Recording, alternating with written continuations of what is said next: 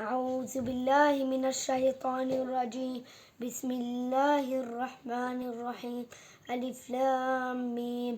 ذلك الكتاب لا ريب فيه هدى للمتقين الذين يؤمنون بالغيب ويقيمون الصلاة ومما رزقناهم ينفقون والذين يؤمنون بما أنزل إليك وما أنزل من قبلك وبالآخرة هم يوقنون أولئك على هدى من ربهم وأولئك هم المفلحون إن